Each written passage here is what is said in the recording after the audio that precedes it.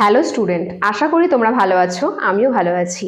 আরও একবার তোমাদের জ্ঞানজ্যোতি কোচিং সেন্টারের তরফ থেকে জানাই অনেক অনেক শুভেচ্ছা এবং অভিনন্দন। আজ আমি তোমাদের সামনে যে বিষয়টি নিয়ে হাজির হয়েছি তা হলো রবীন্দ্র উপন্যাস। আমরা আজকে যাকে নিয়ে আলোচনা করব তিনি হলেন আমাদের গুরুদেব, এবং কবিগুরু হিসেবেও আমরা তাকে চিনে রয়েছি। দেখো, আমাদের যে ক্লাসগুলো রয়েছে সেগুলো কিন্তু আমি তোমাদের Bangla second semester major Bengali যে ক্লাসগুলো রয়েছে একেবারে পর পর তোমাদের আলোচনাগুলো আছে। কোনো অসুবিধে হলে তোমরা আবার ক্লাসগুলো দেখতে পারবে, যেহেতু রেকর্ডিং ক্লাস হয়ে রয়েছে। তো যারা এখনো ভাবছো যে আমাদের অনলাইন ক্লাসে যুক্ত হবে তারা খুব তাড়াতাড়ি যুক্ত হয়ে যাও। আমাদের অনলাইন ক্লাস অনেক দিন হলো শুরু হয়ে গেছে। আমাদের কোর্স ফি কিন্তু মাত্র 999 টাকা, এবং ওদের যোগাযোগ নম্বর, তোমরা যদি আমাদের সাথে যোগাযোগ করতে চাও তবে অবশ্যই আমাদের হেল্পলাইন নাম্বারে যোগাযোগ করো। আমাদের নাম্বার দুটো রয়েছে, দুটো নাম্বারেই তোমরা যোগাযোগ করতে পারো।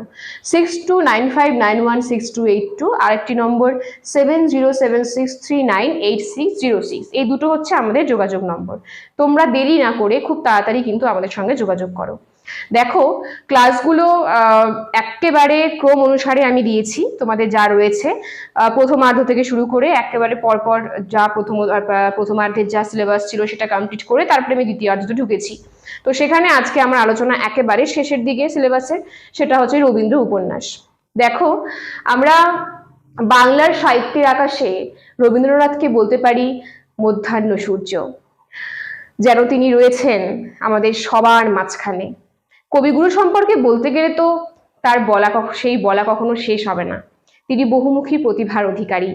শুধুমাত্র কবিতা কাব্যতেই নয়, কবিতা পাশাপাশি তিনি প্রবন্ধ, নাটক, উপন্যাস, এমনকি বিভিন্ন তত্ত্বমূলক আলোচনা, সঙ্গীত, সমস্ত জায়গায় তার বিচরণ ক্ষেত্র।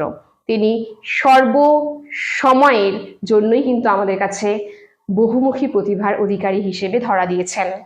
তাই রবীন্দ্র উপন্যাসের যে বিষয়টি আজ আমি তোমাদের সামনে তুলে ধরবো, সেই উপন্যাসগুলো কিন্তু রবীন্দ্র উপন্যাসকে চারিদিক দিয়ে খুব সুন্দরভাবে তার একটা প্রভাব কিন্তু আমরা দেখতে পেয়েছি এই সাহিত্যের ইতিহাসে। এবং এই উপন্যাসগুলো, তার উপন্যাস যে গ্রন্থগুলো রয়েছে সেগুলোকে কিন্তু খুব গভীরভাবে প্রভাবিত করেছে। দেখো, রবীন্দ্র উপন্যাসের মধ্যে যে কটা উপন্যাস আমি তোমাদেরকে আজকে আলোচনা করব, সেই উপন্যাসগুলো কিন্তু নাম তোমাদেরকে খুব ভালো মতো মনে রাখতে হবে। এবং এর পাশাপাশি তোমাদের যে প্রকাশ কালগুলো সেগুলো কিন্তু পরীক্ষায় আসার সম্ভাবনা অনেক বেশি।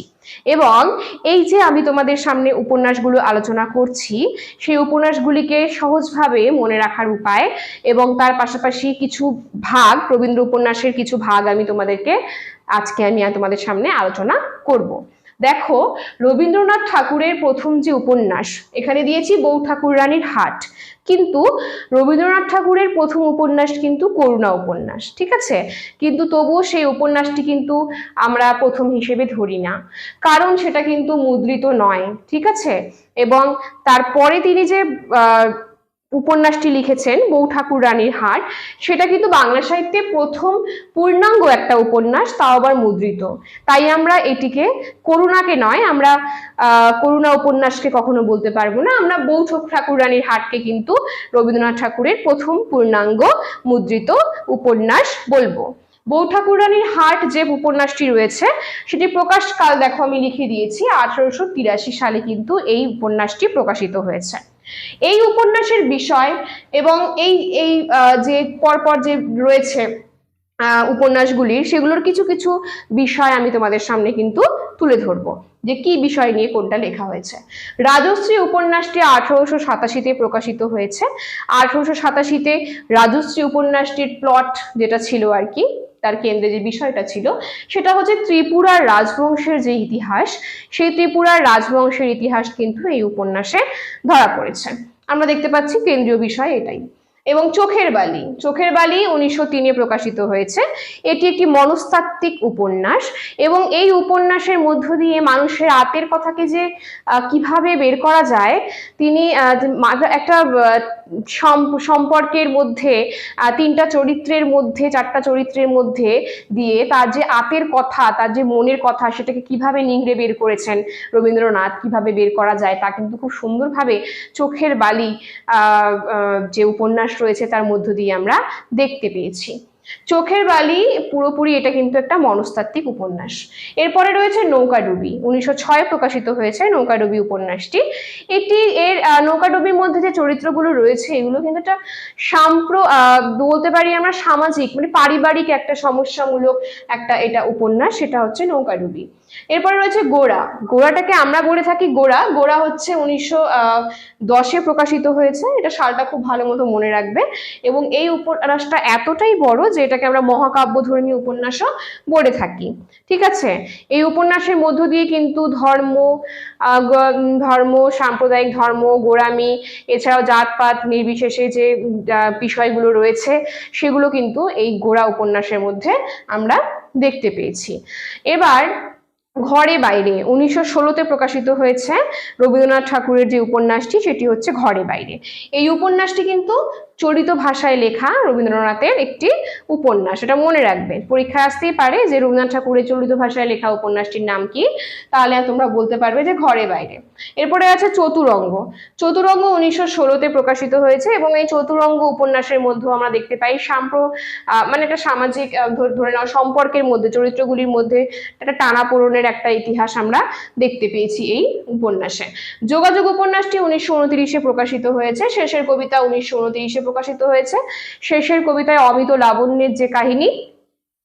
লাবণ্যের যে প্রেম কাহিনী রয়েছে তা কিন্তু শেষের কবিতা যে উপন্যাস রয়েছে সেখানে প্রকাশিত হয়েছে। দুই বোন 1933 এবং মালঞ্চ 1934, এই দুটো যে উপন্যাস আছে এই দুটোই ছোট উপন্যাস। ঠিক আছে, বেশি বড় নয়, ছোট উপন্যাস। এবং এই দুটোতেই অবৈধ প্রেমের একটা যে চিত্র সেটা আমরা দেখে থাকি। 4 অধ্যায়, এটি 1934-এ প্রকাশিত হয়েছে। এবং এই যে আমি পরপর তোমাদের সামনে 1 2 3 4 5 6 7 8 9 10 11 12 এই যে 12টা আমি তোমাদের সামনে যে উপন্যাস তুলে ধরলাম, এই 12টা উপন্যাসের মধ্যেই কিন্তু আবার এগুলোকে আমি কয়েকটা ভাগে ভাগ করেছি, মানে রবীন্দ্র উপন্যাসকে কয়েকটা ভাগে ভাগ করেছি। 4টা ভাগ টোটাল রয়েছে রবীন্দ্র উপন্যাসের। দেখো আমি এখানে ছক করে দিয়েছি, ছকের মাধ্যমে তোমরা খুব সহজেই মনে রাখতে পারবে। রবীন্দ্র উপন্যাসের যে বিষয়গত ভাগগুলো রয়েছে, তার উপন্যাসের যে বিষয়গুলো আছে সেই বিষয়গুলিকে আমি 4টা ভাগে ভাগ করে সেগুলোকে পর্ব অনুযায়ী দিয়েছি। দেখো প্রথমে দিয়েছি ঐতিহাসিক উপন্যাস, পারিবারিক উপন্যাস, সমাজ সমস্যামূলক উপন্যাস এবং তত্ত্বমূলক উপন্যাস। এই 4টা উপন্যাস হচ্ছে আমরা দেখতে পাই রবীন্দ্রনাথের এই সমগ্র যে উপন্যাসগুলো রয়েছে তার ভিতরকার একটা বিষয়। এবং প্রথমে যেটা আছে ঐতিহাসিক উপন্যাস, ঐতিহাসিক উপন্যাসের মধ্যে আমি তোমাদেরকে যে উপন্যাসগুলো বলবো সেটা হচ্ছে বউ ঠাকুর রানীর হাট প্রথমেই। কেননা আমরা এই যে উপন্যাসটা আছে এখানে কিন্তু বঙ্কিমচন্দ্রের প্রভাব পাই। কেন বলতো? কারণ বঙ্কিমচন্দ্র চট্টোপাধ্যায়ের মধ্যেই কিন্তু প্রথম আমরা দেখেছিলাম ইতিহাসাশ্রিত বা ঐতিহাসিক উপন্যাস লেখার একটা প্রবণতা। তাই আমরা এই বউ ঠাকুর রানীর হাটে কিন্তু বঙ্কিমচন্দ্রের প্রভাবকে পেয়ে থাকি। তো ঐতিহাসিক নাটকের মধ্যে পড়ছে যে উপন্যাসগুলো, সেগুলো হচ্ছে বউ ঠাকুর রানীর হাট, আর এদিকে হচ্ছে রাজশ্রী, আর তোমাদের যেটা বললাম সবার প্রথমে করুণা, এই উপন্যাসটি। এই 3টে উপন্যাস আমরা পেয়ে যাচ্ছি ঐতিহাসিকে। ঠিক আছে, ঐতিহাসিক রবীন্দ্র উপন্যাসের বিষয়গত ভাব একবারে প্রথমটা ঐতিহাসিক উপন্যাসের মধ্যে এগুলো পড়ছে। এরপরে আছে পারিবারিক সমস্যা। তোমাদেরকে আমি আলোচনার ক্ষেত্রেই বললাম যেরকম চোখের বালি, নৌকাডুবি, যোগাযোগ, এই 3টা উপন্যাস কিন্তু পারিবারিকে, ঠিক আছে, পারিবারিক উপন্যাসের মধ্যে পড়ছে। এরপরে আছে সমাজ সমস্যামূলক, সমাজের যে বিভিন্ন ধরনের সমস্যা সেই সমস্যামূলক যে উপন্যাসগুলো আছে, যে উপন্যাসগুলোর মধ্যে ফুটে উঠেছে সমাজ সমস্যা রবীন্দ্রনাথের, সেগুলো হচ্ছে দেখতে পাচ্ছি নৌকাডুবি, গোড়া, ঘরে বাইরে। ঠিক আছে, আর তার সঙ্গে 4 অধ্যায়। এই 4টা উপন্যাস আমরা পেয়ে যাচ্ছি সমাজ সমস্যামূলক উপন্যাসের মধ্যে। আর নেক্সট সেটা হচ্ছে তত্ত্বমূলক যে ভাবনা। তত্ত্বমূলক ভাবনার মধ্যে যেগুলো বাকি থাকলো, যেরকম ধরে রাখো যে এখানে বাকি থাকলো হচ্ছে তোমার বাকি থাকলো হচ্ছে চতুরঙ্গ, বাকি থাকলো শেষের কবিতা, দুই বোন এবং মালঞ্চ। এই 4টাকে আমরা ফেলছি তত্ত্বমূলক উপন্যাসের মধ্যে রবীন্দ্রনাথের। তাহলে দেখো রবীন্দ্রনাথের পুরো যতগুলো উপন্যাস রয়েছে সেগুলোকে আমি এখানে 4 ভাগে ভাগ করে কোনটাতে পড়ছে, কোন উপন্যাসটা কোন ভাগে পড়ছে সেটা কিন্তু তোমাদের সামনে আমি আলোচনা করে দিলাম। তোমরা খুব ভালো মতো করে লিখতে পারবে এবং অবশ্যই খাতা কলমে এগুলো লিখে রাখবে। তো তো তোমাদের সুবিধা হবে। ঠিক আছে, তাহলে আজ আমি তোমাদের সামনে আলোচনা করলাম রবীন্দ্র উপন্যাস নিয়ে।